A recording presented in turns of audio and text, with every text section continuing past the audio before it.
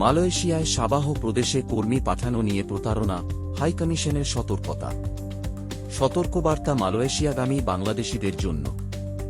মালয়েশিয়ার সাবাহ প্রদেশে চাকরির প্রলোভনে বাংলাদেশ থেকে কর্মী পাঠানোর নামে চলছে ভয়ঙ্কর প্রতারণা। আজ কুয়ালালামপুরে বাংলাদেশ হাইকমিশন থেকে একটি সতর্কীকরণ বিজ্ঞপ্তি প্রকাশ করে জানানো হয়েছে, বাংলাদেশি কর্মীদের সাবাহ প্রদেশে পাঠানোর কথা বলে একটি সংঘবদ্ধ প্রতারক চক্র পাসপোর্ট ও নগদ টাকা সংগ্রহ করছে। বিষয়টি হাইকমিশনের দৃষ্টিগোচর হয়েছে।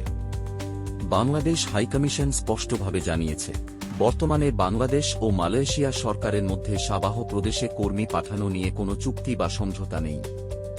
এছাড়া মালয়েশিয়ার সাবাহ প্রদেশ কর্তৃপক্ষের কাছ থেকেও বাংলাদেশি কর্মী নিয়োগের বিষয়ে কোনো সিদ্ধান্ত পাওয়া যায়নি। এই বিষয়ে দুই দেশের মধ্যে আলোচনা চলমান থাকলেও চুক্তি স্বাক্ষর না হওয়া পর্যন্ত এই ধরনের প্রতারকচক্রের মিথ্যা প্রচারণায় বিভ্রান্ত না হতে এবং তাদের সঙ্গে কোনো ধরনের লেনদেন না করার আহ্বান জানানো হয়েছে। হাইকমিশন আরও জানিয়েছে, যদি ভবিষ্যতে বাংলাদেশি কর্মী নিয়োগের অনুমতি দেওয়া হয়, তাহলে সেটি কুয়ালালামপুরের বাংলাদেশ হাইকমিশনের ওয়েবসাইটের মাধ্যমে সবাইকে জানিয়ে দেওয়া হবে। সুতরাং সাবধান থাকুন, অসাধু দালাল ও প্রতারকদের ফাঁদে পা দেবেন না। বিশ্বাসযোগ্য তথ্যের জন্য হাইকমিশনের অফিসিয়াল সোর্সে চোখ রাখুন। এরকম আরও আপডেট পেতে আমাদের চ্যানেলটি সাবস্ক্রাইব করুন।